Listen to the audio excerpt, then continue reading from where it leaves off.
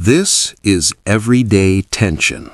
Real stories based on real experiences about everyday conflicts people rarely talk about. This story was shared anonymously. If you'd like, you can support the channel by liking or subscribing and let me know in the comments where you're listening from. Here's what happened.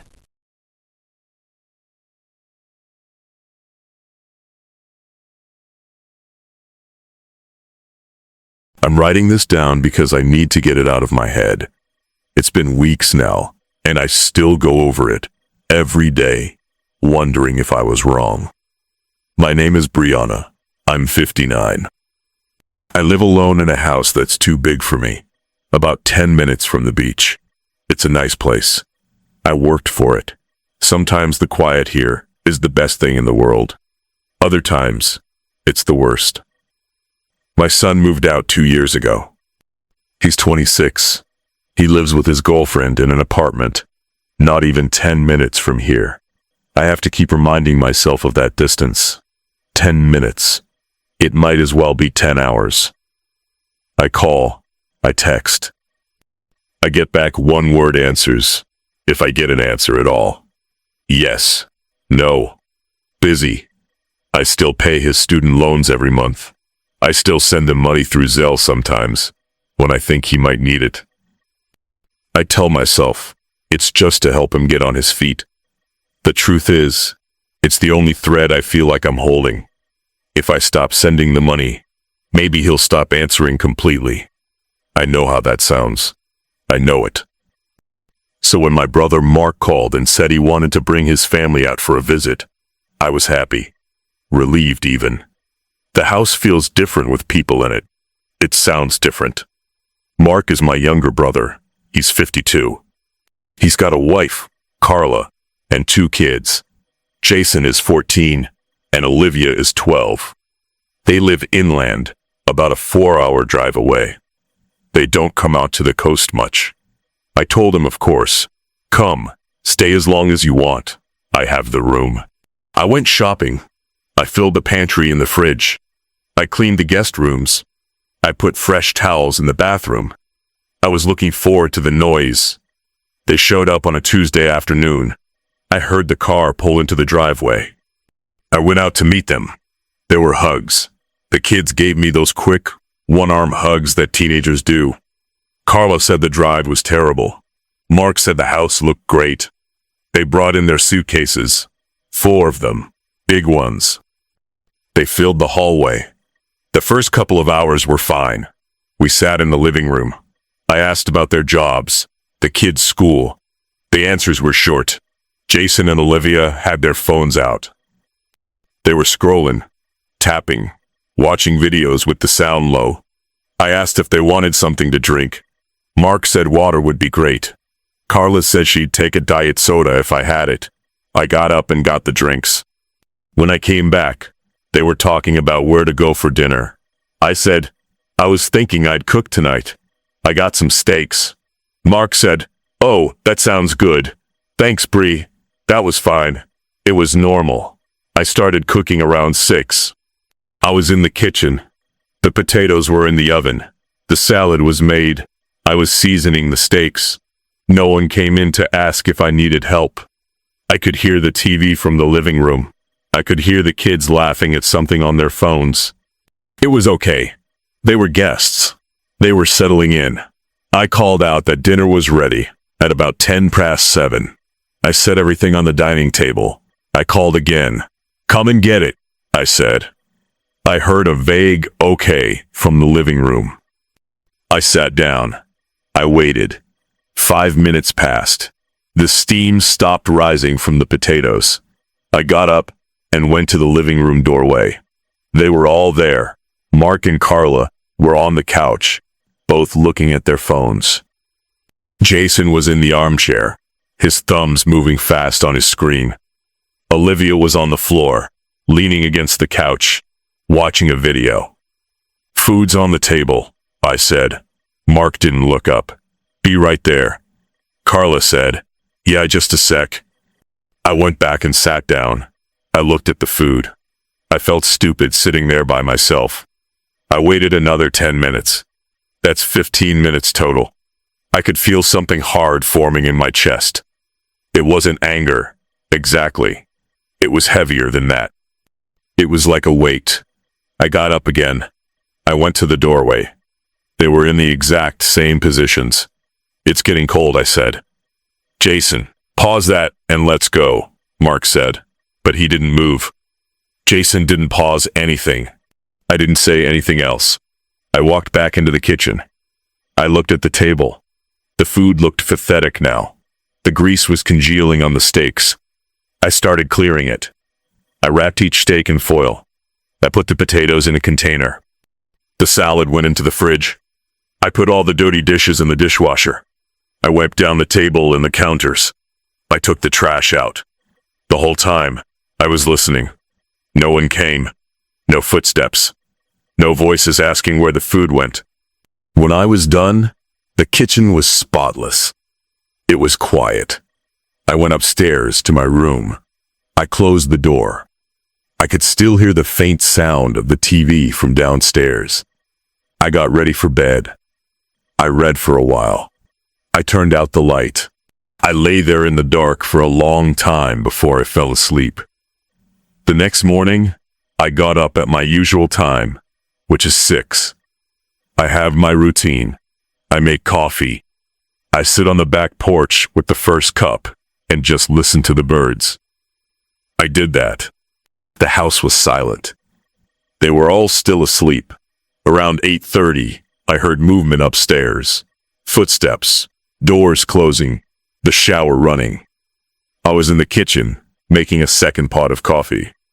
Carla was the first one down. She came into the kitchen. She didn't say good morning. She went to the fridge and opened it. She stood there, looking inside, for a while. Then she closed it. "What's for breakfast?" she asked. I was leaning against the counter, holding my mug. "There's cereal in the pantry, bread for toast, eggs are in the fridge." She looked at me. "You're not making anything?" "I had my breakfast," I said. "You're welcome to make whatever you'd like." "We didn't have any dinner last night," she said. Her voice had an edge to it, a tired, irritated edge. "Dinner was ready at 7:15, I said. My voice was calm. I made sure it was calm. I called twice. No one came. "I put it all away. It's in the freezer. You can heat it up for lunch if you want." She stared at me. "We were watching a movie. You could have waited." "I did wait," I said. "For 20 minutes. Mark came in then. He'd heard the last part. "What's going on?" "Your sister says we're on our own for breakfast because we missed dinner," Carla said, crossing her arms. Mark looked at me. He ran a hand through his hair. He looked annoyed.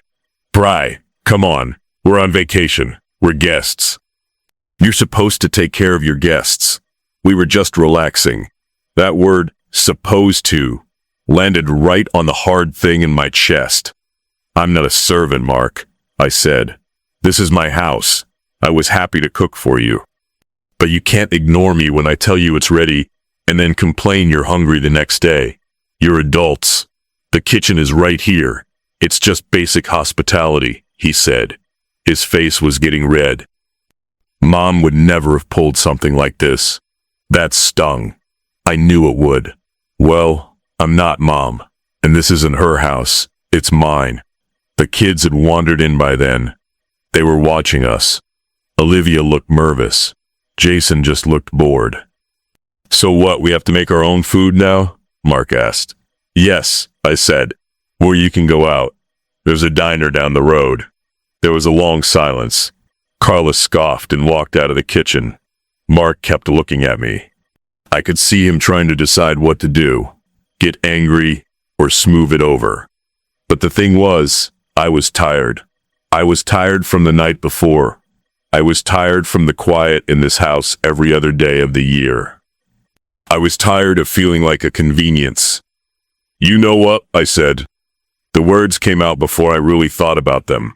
"I think you should leave." Mark's eyes widened. "What?" "I think you should pack up and go. Today, you're kicking us out?" He sounded genuinely shocked. "I'm asking you to leave," I said. This visit isn't working. You're treating my home like a hotel, where you don't have to lift a finger or show any respect. I don't want that. Carla came back into the doorway. Are you serious? Yes, I said. Mark shook his head. He laughed, but it wasn't a happy sound. Unbelievable. After we drove all this way, because of one missed dinner. It's not about one dinner, I said. But I didn't have the energy to list everything. The way they dumped their suitcases and expected me to deal with them. The way they left wet towels on the bathroom floor. The constant, "Can you grab me a drink?" The complete lack of a thank you for anything. It was all of it. The dinner was just the piece that made the whole thing collapse. Fine, Mark said. His voice was tight. Fine. We'll go. Kids, go pack your stuff. They left within the hour. There wasn't much conversation. Just the sound of zippers and suitcases rolling across the floor. They loaded the car. Mark slammed the trunk closed. He came to the front door where I was standing. I guess we won't be visiting again, he said. I guess not, I said. He turned and walked to the car. He didn't look back. They backed out of the driveway and drove away. The silence came back. It was louder than before. I walked through the house. The guest rooms were a mess. Unmade beds, towels on the floor, empty glasses on the nightstands. I started cleaning. I stripped the beds. I gathered the towels. I washed everything. I vacuumed. I put the rooms back in order. By the time I was done, it was like they had never been here at all. That was the hardest part, making it look like nothing had happened. The first few days were okay. I felt a kind of grim satisfaction. I stood up for myself. I drew a line. I repeated that to myself. I drew a line. Then my mother called. It was 5 days after they left. Brianna, what on earth did you do? Were her first words. Hello to you too, Mom. Mark called me. He's heartbroken. He said you threw his family out on the street over a misunderstanding about dinner. I didn't throw them out on the street, I said. I asked them to leave my house. And it wasn't a misunderstanding. They were rude and entitled for days. They were your guests, she said. Her tone was the one she used when I was 10 and had done something shameful. I raised you better than that. You don't kick family out, no matter what. You talk it out. You be the bigger person. I tried to talk, I said. They didn't listen. They expected me to be their maid. I'm almost 60 years old, Mom. I'm not going to be treated like that in my own home. Family helps family, she said. You have a big house. The least you can do is be generous with it. I was generous, I said. My voice was starting to shake. I held the phone tighter. I bought the food. I cooked. I cleaned up after them. Generosity isn't the same thing as being a doormat. You've always been too sensitive, she sighed. You've always had to make a point. Now you've upset your brother and alienated your niece and nephew. Was your point worth it? I didn't know what to say to that. Was it worth it? I was standing in my clean, quiet, empty kitchen. I was alone. I did what I thought was right, I said, finally. Well, think about how it looks to everyone else, she said. And then she hung up. She didn't say goodbye. She just hung up. That conversation plays in my head a lot. I hear her words. You've always been too sensitive. Maybe she's right. Maybe I am. Maybe a person who wasn't so sensitive would have just let it go, would have made breakfast that morning and laughed it off, would have swallowed the resentment and enjoyed the company.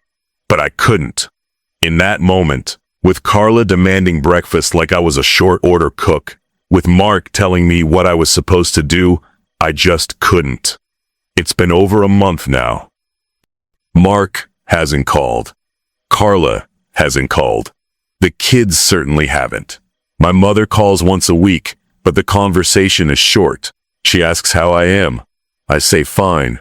She tells me about her garden. I don't bring up what happened. She doesn't either, but it's there, filling the space between her words. My son texted me last week. He needed money for a car repair. I sent it. He texted back, thanks. I wrote back, you're welcome. How are you? He hasn't answered. That was 6 days ago. Sometimes I think about calling Mark. I think about saying, I'm sorry for how it ended. But I'm not sorry for what I said. I'm only sorry that it had to be said at all. And if I'm not sorry for the thing I did, then an apology is just noise. It wouldn't mean anything. Other times, I get angry all over again. I remember the sight of that cold food on the table. I remember the sound of the TV while I cleaned up their mess. I think, why should I be the one to call? Why should I be the one to smooth it over? He's the one who was a joke. He's the one who should call me. But he won't. I know he won't. In his mind, and in my mother's mind, I'm the one who did the wrong thing. I broke the rules. I kicked out family. That's the story. So now, I just live with it. The quiet is back. It's a different kind of quiet now. It's not just the quiet of an empty house. It's the quiet of a cut tie. It's the quiet of being the bad guy in someone else's story. I go to work. I come home. I make dinner for one. I watch TV. I go to bed. The routine is the same as it was before they came. But the house feels different. It feels like a place where a fight happened. Even though all the mess is gone, I can still feel it in the walls. I don't know if I'll have guests again. I don't know if I want to. The whole thing just showed me how thin the line is between company and burden, between family and people who just take up space. Maybe I am too sensitive. Maybe I should have just done what was expected. But I didn't. And here I am, the woman who banned her brother's family from her house. I tell myself I refuse to be exploited. Some days, that feels like a solid truth. Other days, it just feels like the reason I'm eating dinner alone.